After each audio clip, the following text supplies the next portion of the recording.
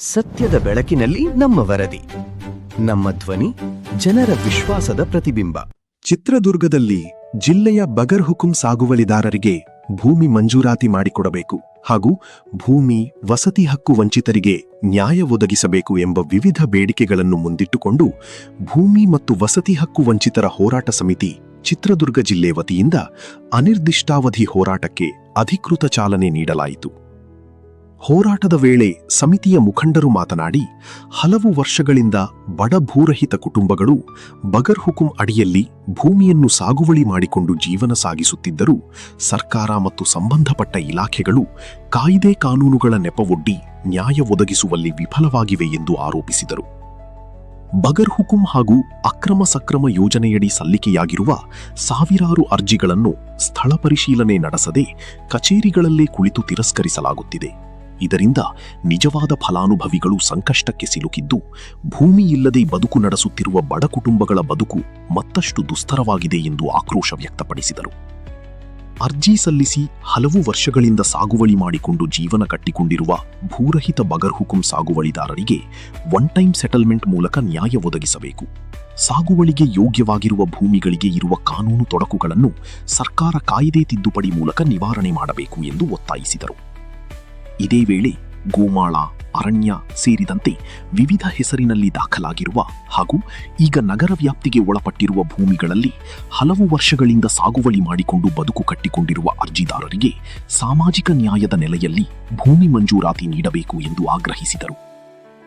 ಹೋರಾಟದ ಕುರಿತು ಮಾತನಾಡಿದ ಪ್ರಜಾಶಕ್ತಿ ಬೋರಯ್ಯ ಹಾಗೂ ಗೋನೂರು ಹನುಮಂತಪ್ಪ, ಬಡಜನರ ಸಮಸ್ಯೆಗಳನ್ನು ಸರ್ಕಾರ ಗಂಭೀರವಾಗಿ ಪರಿಗಣಿಸಿ ಶೀಘ್ರ ಕ್ರಮ ಕೈಗೊಳ್ಳಬೇಕು, ಇಲ್ಲವಾದರೆ ಹೋರಾಟವನ್ನು ಮತ್ತಷ್ಟು ತೀವ್ರಗೊಳಿಸಲಾಗುವುದು ಎಂದು ಸರ್ಕಾರಕ್ಕೆ ಎಚ್ಚರಿಕೆ ನೀಡಿದರು. ಈ ಹೋರಾಟದಲ್ಲಿ ಜಿಲ್ಲೆಯ ವಿವಿಧ ಭಾಗಗಳಿಂದ ಆಗಮಿಸಿದ್ದ ಭೂಹೀನರು, ರೈತರು, ಮಹಿಳೆಯರು ಹಾಗೂ ಹೋರಾಟ ಸಮಿತಿಯ ಪದಾಧಿಕಾರಿಗಳು ಭಾಗವಹಿಸಿ ಸರ್ಕಾರದ ವಿರುದ್ಧ ಘೋಷಣೆಗಳನ್ನು ಕೂಗಿ ತಮ್ಮ ಆಕ್ರೋಶ ಹೊರಹಾಕಿದರು. ಮುಖ್ಯ ಬೇಡಿಕೆಗಳು: ಬಗರ್ ಹುಕುಂ ಸಾಗುವಳಿದಾರರಿಗೆ ಭೂಮಿ ಮಂಜೂರಾತಿ, ತಿರಸ್ಕೃತ ಅರ್ಜಿಗಳ ಪುನರ್ ಪರಿಶೀಲನೆ, ಅಕ್ರಮ ಸಕ್ರಮ ಅರ್ಜಿಗಳಿಗೆ ನ್ಯಾಯಸಮ್ಮತ ಪರಿಹಾರ, ಒನ್ ಟೈಮ್ ಸೆಟಲ್ಮೆಂಟ್ ಜಾರಿ, ಗೋಮಾಳ, ಅರಣ್ಯ ಹಾಗೂ ನಗರ ವ್ಯಾಪ್ತಿಯ ಭೂಮಿಗಳಲ್ಲಿ ಸಾಗುವಳಿದಾರರಿಗೆ ಹಕ್ಕುಪತ್ರ, ಭೂಮಿ ಮತ್ತು ವಸತಿ ಹಕ್ಕು ವಂಚಿತರಿಗೆ ತಕ್ಷಣ ನ್ಯಾಯ, ಬಡವರ ಬದುಕಿಗೆ ಭೂಮಿ ಆಧಾರ, ಸರ್ಕಾರ ನ್ಯಾಯ ಕೊಡಲಿ ಎಂಬ ಘೋಷಣೆಯೊಂದಿಗೆ ಹೋರಾಟ ಆರಂಭಗೊಂಡಿದೆ. ಬಂಧುಗಳೇ, ಚಿತ್ರದುರ್ಗ ಜಿಲ್ಲೆಯಲ್ಲಿ ಕಳೆದ 50-60 ವರ್ಷಗಳಿಂದ ನಿರಂತರವಾಗಿ ವಿವಿಧ ವರ್ಣನೆಯ ಕಂದಾಯ ಭೂಮಿಯನ್ನು, ವಿವಿಧ ವರ್ಣನೆಯ ಅರಣ್ಯ ಭೂಮಿಯನ್ನು ಸಾಗುವಳಿ ಮಾಡಿಕೊಂಡು ಈ ಭೂಮಿಗಳ ಮೇಲೆ ಅವಲಂಬನೆಯಾಗಿ ಈ ಬಡ ಸಾಗುವಳಿದಾರರ ಕುಟುಂಬಕ್ಕೆ ಆ ಭೂಮಿಯೇ ಏಕೈಕ ಆಧಾರ. ಇಂಥ ಭೂಮಿಯನ್ನು ಮಂಜೂರು ಮಾಡಲಿಕ್ಕೆ ಸರ್ಕಾರ ಅರ್ಜಿ ಕರೆದಾಗಲೆಲ್ಲ ಸಕಾಲದಲ್ಲಿ ಈ ಜಿಲ್ಲೆಯಲ್ಲಿ ನಾವು ಅದಕ್ಕೆ ಇಲ್ಲಿ ಕೂತ್ಕೊಂಡಿದ್ದೀವಿ. ಇನ್ನು ಅರಣ್ಯ ಮತ್ತು ಕಂದಾಯ ಭೂಮಿ ಈ ಜಿಲ್ಲೆಯಲ್ಲಿ ದೊಡ್ಡ ಅರಣ್ಯ ಭೂಮಿ ಮಂಜೂರು ಮಾಡಲಿಕ್ಕೂ ತೊಡಕಾಗಿದೆ, ಕಂದಾಯ ಭೂಮಿಯನ್ನು ಮಂಜೂರು ಮಾಡಲಿಕ್ಕೆ ತೊಡಕಾಗಿದೆ. ಬಹುದೊಡ್ಡ ತೊಡಕಾಗಿದೆ ಏನಂದರೆ, ಲ್ಯಾಂಡ್ ಬ್ಯಾಂಕಿಗೆ 93-94 ಸಾಲಲ್ಲಿ ಈ ಜಿಲ್ಲೆಯ 79,742 ಎಕರೆ ಭೂಮಿ ಏನು ಲ್ಯಾಂಡ್ ಬ್ಯಾಂಕ್ ವಹಿಸಿಕೊಟ್ಟಿದ್ದೀರಿ ನೀವು ಕಂದಾಯ ಭೂಮಿಯನ್ನು. ಆ ಭೂಮಿ ಎಲ್ಲಿ 79,000 ಎಕರೆಯಲ್ಲಿ 26,000 ಎಕರೆ ಭೂಮಿ ಕಂದಾಯ ಅರಣ್ಯ ಅಂತನೋ, ಇನ್ನು 59,000 ಎಕರೆ ಕಂದಾಯ ಭೂಮಿ ಅಂತ ನಿರ್ಧಾರ ಆಗಿದೆ. ಸರ್ಕಾರದ ಮಟ್ಟದಲ್ಲಿ ತೀರ್ಮಾನ ಆಗಿದೆ, ಸುತ್ತೋಲೆಗಳು ಬಂದಿದೆ ನಿಮಗೆ. ನೀವು ಈ ಭೂಮಿಯನ್ನು ಗಡಿ ಗುರುತು ಮಾಡಿ, ಅರಣ್ಯ ಭೂಮಿ ಯಾವುದು ಒಂದು ಸಲ ನಮ್ಮಲ್ಲಿ ಉದಾಹರಣೆಗೆ 400 ಎಕರೆ ಇತ್ತು ಅಂದರೆ 200 ಎಕರೆ ಅರಣ್ಯ ಭೂಮಿ, 200 ಎಕರೆ ಕಂದಾಯ ಭೂಮಿ ಅಂತ ಏನು ತೀರ್ಮಾನ ಆಗಿದೆ.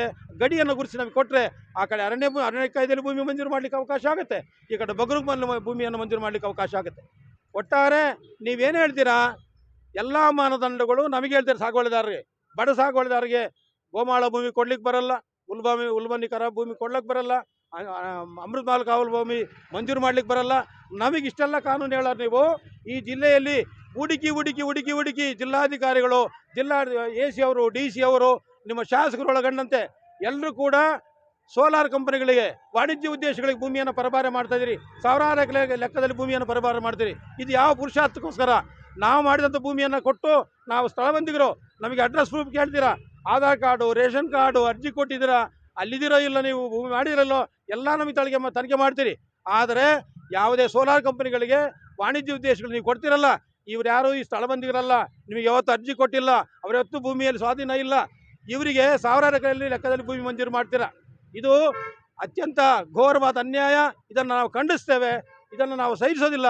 ಅವ್ರಿಗೆ ಹೆಂಗೆ ಮಾನದಂಡಗಳಿಲ್ಲದೆ ನೀವು ಭೂಮಿಯನ್ನು ಮಂಜೂರು ಮಾಡ್ತೀರಿ, ನಮಗೆ ಕೂಡ ಮಾನದಂಡಗಳ ಪ್ರಕಾರನೇ ಭೂಮಿ ಮಾಡಲಿಕ್ಕೆ ಎಲ್ಲ ಅರ್ಹತೆ ಇದೆ, ನೀವು ಮಂಜೂರು ಮಾಡಬೇಕಂತ ಈ ಮೂಲಕ ಆಗ್ರಹ ಮಾಡ್ತಾ, ಇದೊಂದು ಅನಿರ್ದಿಷ್ಟಾವಧಿ ಚಳವಳಿ, ನ್ಯಾಯ ಸಿಗೋವರೆಗೂ, ಭೂಮಿಯ ಹಕ್ಕುಪತ್ರ ಸಿಗೋವರೆಗೂ, ಕಾಡಿನ ಮಸಿ ಬರೋವರೆಗೂ ನಿರಂತರವಾಗಿ ಹೋರಾಟ ಮಾಡ್ತೀವಿ. ಯಾವುದೇ ಕಾರಣದಿಂದ ಇದೊಂದು ರಾಜಿರಹಿತ ಹೋರಾಟ, ಯಾವುದನ್ನೂ ರಾಜಿ ಮಾಡ್ಕೊಳ್ಳೋದಿಲ್ಲ. ಭೂಮಿ ಒಂದೇ ಸಿಕ್ಕರೆ ರಾಜಿ, ಇದನ್ನೇ ರಾಜಿರಹಿತ ಹೋರಾಟವನ್ನು ಕಟ್ತೀವಿ. ಈ ನಿಟ್ಟಿನಲ್ಲಿ ಎಲ್ಲ ನಾವು ಜಾಗೃತ ಅಂತ ಹೇಳ್ತಾ, ಈ ಸಂದರ್ಭದಲ್ಲಿ ಜಿಲ್ಲಾಡಳಿತ ಮತ್ತು ಶಾಸಕರಿಗೆ ಆಗ್ರಹ ಮಾಡೋದೇನೆಂದರೆ, ಕೂಡಲೇ ಕಾರ್ಯಪ್ರವೃತ್ತರಾಗಬೇಕು, ನಮ್ಮನ್ನು ಭೇಟಿಯಾಗಬೇಕು, ಒಂದು ವಿಶೇಷ ಸಭೆ ಕರಿಬೇಕು, ನಮ್ಮ ಜೊತೆ ಮಾತುಕತೆ ನಡೆಸಬೇಕು, ಭೂಮಿಯನ್ನು ಮಂಜೂರು ಮಾಡಲಿಕ್ಕೆ ಎಲ್ಲ ಪ್ರಕ್ರಿಯೆಯನ್ನು ಆರಂಭ ಮಾಡಬೇಕು. ಈ ಮೂಲಕ ಆಗ್ರಹ ಮಾಡ್ತಾ ಇದ್ದೀನಿ. ಹೋರಾಟ ಸಮಿತಿಯ ಪ್ರಧಾನ ಕಾರ್ಯದರ್ಶಿ, ಚಿತ್ರದುರ್ಗ ಜಿಲ್ಲೆ.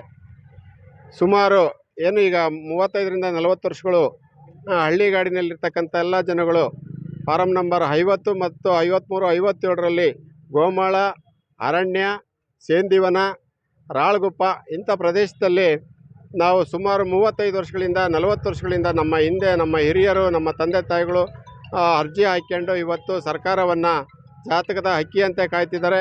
ಆದರೆ ಈ 3 ಸರ್ಕಾರಗಳು, BJP ಮತ್ತು ಕಾಂಗ್ರೆಸ್, JDS, ಈ 3 ಸರ್ಕಾರಗಳು ಸುಮಾರು ವರ್ಷಗಳಿಂದ ನಾವು ಬೇಡಿಕೆಯನ್ನು ಸಲ್ಲಿಸ್ತಾ ಇದ್ದೀವಿ. ಆದರೆ ಅವರು ನಮಗೆ ಸಂಬಂಧ ಇಲ್ಲ, ಬಡವರ ಭೂಮಿ ಕೊಡೋದಕ್ಕೂ ಮತ್ತು ನಮಗೆ ಸಂಬಂಧ ಇಲ್ಲ ಅನ್ನೋ ರೀತಿಯಲ್ಲಿ ನಮಗೆ ಸ್ಪಂದನೆ ನೀಡ್ತಿದ್ದಾರೆ. ತತ್ಕ್ಷಣ ಈಗ ಏನು ಸುಮಾರು ನಮ್ಮ ಚಿತ್ರದುರ್ಗ ಜಿಲ್ಲೆಯಲ್ಲಿ 1,40,40,000 ಅರ್ಜಿಗಳು ಏನಿದ್ದಾವೆ, ಇವನ್ನ ಪುನರ್ ಪರಿಶೀಲನೆ ಮಾಡಬೇಕು. ಮತ್ತು ಏನು ಅರಣ್ಯ ಮತ್ತು ಗೋಮಾಳಕ್ಕೆ ದಿಗ್ದಾಂಶ ಬಿದ್ದಿರ್ತಕ್ಕಂಥ ಜಂಟಿ ಸರ್ವೆ ಮಾಡಿ ಗೋಮಾಳಕ್ಕೆ ಬಂದಿರತಕ್ಕಂಥ ಭೂಮಿಯನ್ನು ಎಲ್ಲ ಪ್ರತಿ ಹಳ್ಳಿಯಲ್ಲಿ ಏನು 30-40 ವರ್ಷದಿಂದ ಜಮೀನನ್ನು ಮಾಡ್ಕೊಂಬಂದಿರ್ತಕ್ಕಂಥ ನಮ್ಮ ಹಿರಿಯ ಮುತ್ತಜ್ಜರಿಂದ ಮಾಡ್ಕೊಂಬಂದಿರ್ತೀವಿ ಅಂಥ ಭೂಮಿಯನ್ನು ಇವತ್ತು ಎಲ್ಲ ಬಡ ಜನಗಳಿಗೆ, ಎಲ್ಲ ಜನಾಂಗದ ಬಡ ಜನಗಳಿಗೆ ಕೊಡಬೇಕು, ಸರ್ವೆ ಮಾಡಿಸ್ಬೇಕು. ನಾನು ಹೇಳ್ದಟ್ಟಿಗೆ ನನಗೆ ಭೂಮಿ ಕೊಡಬೇಡ, ನಿಮ್ಮದೇ ಆದ ಸರ್ಕಾರದ ಪಿರ್ಕ ವೈಸು ಇವತ್ತು ಸೆಕ್ರೆಟ್ರಿಗಳಿದ್ದಾರೆ, ಆ ಸೆಕ್ರೆಟ್ರಿಯಿಂದ ಸರ್ಚ್ ಮಾಡಿಸ್ರಿ ಪ್ರತಿ ಗ್ರಾಮವನ್ನು. ಯಾರಿಗೆ ಭೂಮಿಯನ್ನು ಹೊಂದಿದೆ ಅವರಿಗೆ ನಾವು ಕೊಡ್ರಿ ಅಂತ ಹೇಳಲ್ಲ, ಯಾರು ಭೂಮಿಯಿಂದ ವಂಚಿತರಾಗಿದ್ದಾರೆ ಅಂಥ ವಂಚಿತ ಆಗಿರ್ತಕ್ಕಂಥ ಜನಗಳಿಗೆ ಭೂಮಿಯನ್ನು ನೀಡಬೇಕಂತಂದು ಸರ್ಕಾರದಲ್ಲಿ ಮತ್ತು ಎಲ್ಲ ಶಾಸಕರಲ್ಲಿ ಮತ್ತು ಜಿಲ್ಲಾಡಳಿತದಲ್ಲಿ ನಾವು ಆಗ್ರಹವನ್ನು ನೀಡ್ತಿದ್ದೇವೆ.